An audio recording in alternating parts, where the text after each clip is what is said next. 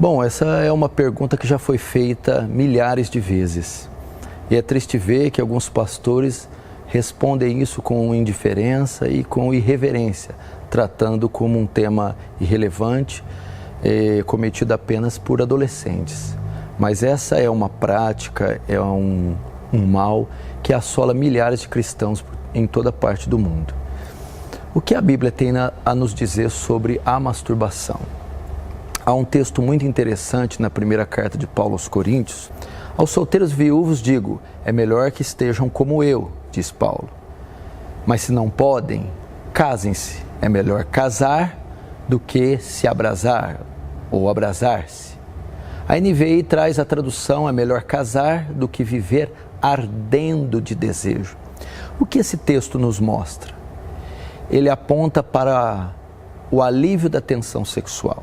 Só uma forma legítima e bíblica para a satisfação sexual, para o prazer sexual, para o alívio da tensão sexual é o matrimônio. Isto é, toda tentativa de trazer alívio sexual fora do matrimônio constitui pecado. E a masturbação é uma maneira de aliviar a tensão sexual fora do matrimônio.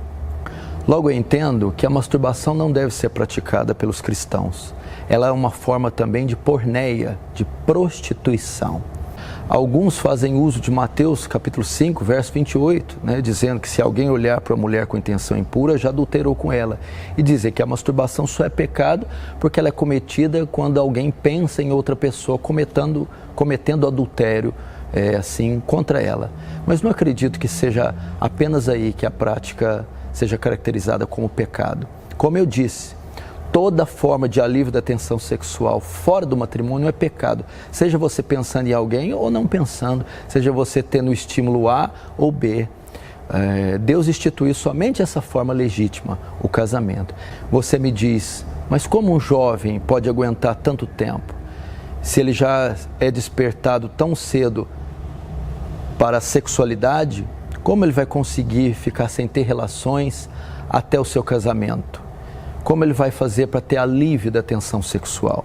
Bom, o texto bíblico não tem culpa se a sociedade está depravada. Na verdade, nós deveríamos guardar os nossos jovens da sensualidade e guardar e preservar a inocência dos nossos jovens. Com certeza, um jovem deveria ter interesse sexual quando ele estivesse já próximo às vésperas de um casamento. Mas os nossos jovens são expostos a cenas de nudez, a sensualidade, pornografia, por todos os lados, nas mídias sociais, na TV, revistas e jornais. E isso traz neles o estímulo precocemente, fazendo com que a carga e o fardo fique mais pesado. Eu acredito que esse é um pecado sério, um pecado grave, que ofende a glória de Deus, que entristece o Espírito Santo, que causa culpa, acusação, medo em milhares de cristãos, e inclusive até mulheres e pessoas casadas também têm sido vítimas, escravos dessa prática. Eu quero aconselhar você a orar, a se santificar, ler as Escrituras, jejuar, pedindo a graça de Deus para mortificar o pecado. Mas não somente essas ferramentas são úteis, você deve adotar também medidas preventivas.